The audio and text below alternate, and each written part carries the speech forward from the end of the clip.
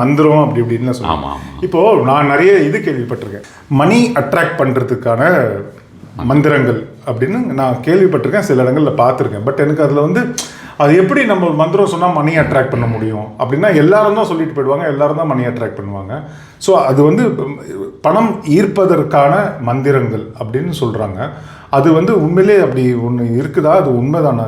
அது ஒர்க் ஆகுமா? ஃபஸ்ட்டு நல்லா ஒர்க் ஆகும். நம்ம வந்து நான் ரொம்ப வருஷமாக மணி மந்த்ராக்குன்னே எனக்கு மணி மந்த்ரா வந்து மந்த்லி ஒன்ஸு மணி மந்த்ரா அப்படின்னு ஃபஸ்ட்டு அந்த 1ஆம் தேதியோ அல்லது முதல் நாள் மாதம் 31ஆம் தேதியோவே மணி மந்த்ரா அப்படின்றது மாதம் கொடுத்துக்கிட்டு இருக்கேன்னு வச்சுக்கோங்களேன். அது வந்து அதுக்குன்னே ஒரு செட் ஆஃப் ஃபாலோவர்ஸ் இருக்காங்க, லாயலாக ஒன்று விடாமல் அவங்க கரெக்டாக பண்ணுவாங்க.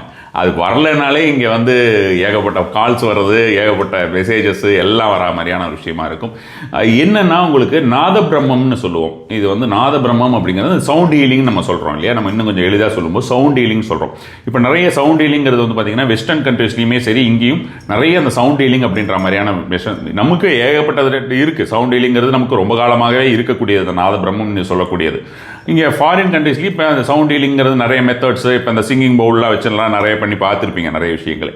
ஒவ்வொரு வார்த்தைகளுக்குமே ஒரு பலன் இருக்குது அப்படின்ற மாதிரியான விஷயமா நம்ம வந்து ஒவ்வொரு வார்த்தைகள் அந்த உச்சரிக்கக்கூடிய முறைகள் அப்படிங்கிறது ரொம்ப ரொம்ப முக்கியம்னு வச்சுக்கோங்களேன்.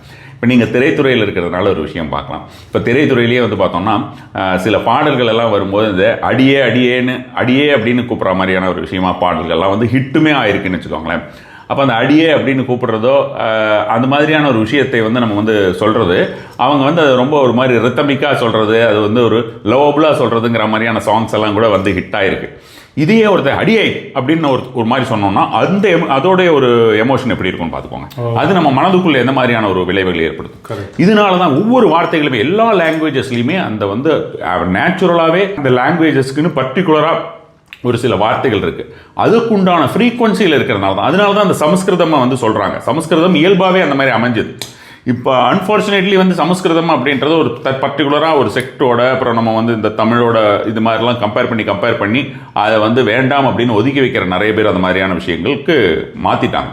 ஆனால் அதில் இருக்கிற நார்மலாக இருக்கக்கூடிய ஒவ்வொரு வார்த்தைகளுமே மிகப்பெரிய ஒரு பலன் தரக்கூடியதாக இருக்கும். அதனால தான் மந்திரங்களில் அதை நம்ம எடுக்கிறோம். தமிழில் ஏகப்பட்டது இருக்குன்னு வச்சுக்கோங்களேன். தமிழ்லேயே ஏகப்பட்ட மந்திரங்கள் இருக்குது.